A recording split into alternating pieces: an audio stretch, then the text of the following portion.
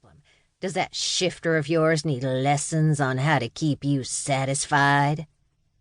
He jerked his hips forward and leered at my modest cleavage peeking out from my V-neck t-shirt. I gave him a flat stare. His grin widened. "I've got some instructional videos. I'll lend them to your boy Merrick. I'm sure it's better for everyone when you're not so, tense." Without a second thought, I let my dagger fly, and was rewarded when the vampire dodged to the right, in the exact same direction I'd aimed my weapon.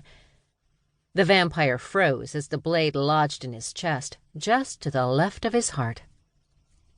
I leaped forward, grabbing his neck with one hand. How's this for tense? I spun him around and slammed his back into the lamppost just because I could. Tantor reached for the knife, no doubt desperate to get it out of his chest, but I beat him to it, wrapping my free hand around the hilt. That's what you get for spewing lewd comments about my relationship with Dax. Make one more move and I'll end you. All it will take is one twist of this blade and your heart will be shredded. Got it? He gulped, then nodded. "Now, why are you following me?" I asked through clenched teeth, more than ready to be done with Allcot's flunky. "Does your boss want something?" He averted his gaze and shook his head. "You're lying." I tightened my grip around his neck. None of Allcot's people did anything without his approval. If one of his vampires was following me, the city's most notorious vampire hunter, he'd ordered it. What does he want? "Nothing," Tantor spat out, his voice barely audible from the force of my hold. I didn't have the time or patience for this. And honestly, I didn't give a shit what Allcot wanted. He was a selfish bastard who was only on your side when it suited his purposes.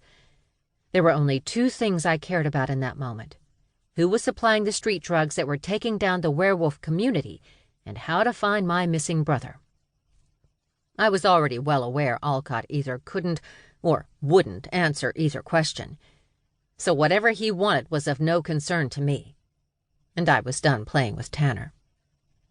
But instead of using the dagger to end him as I'd threatened, I let go of the hilt and raised my wrist, exposing my magical sun agate I'd set into a leather wristband. Then I said, "Siste." The brilliant white light that mimicked sunlight flared from the stone, instantly knocking the vampire out. He slid to the pavement, eyes rolled to the back of his head. His knees hit the ground, and he started to careen forward. I quickly reached for him, catching him before he fell flat onto my dagger. Killing him wasn't in the plan. Not one of Allcot's vamps. Taking out one of his without due cause would mean war. I laid him out on the sidewalk, pulled out my phone, and called the office. My handler picked up on the first ring. "What do you need?" Xena asked. "Transport crew. I've got a downed vamp, knocked out, minor knife wound to the chest." I rattled off the location and crouched near the vamp. "They're on their way," Xena confirmed. Then she added, "I see it's been a long day for you. Try to stay out of trouble for the rest of the evening, huh?" I let out a humorless laugh. "I was headed to the library, Xena. Blame this one on Allcot.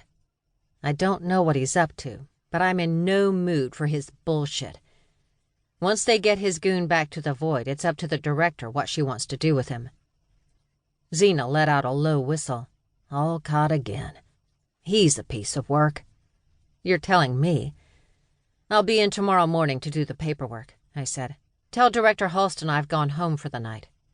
"Is that where you're going?" Xena asked, her tone skeptical.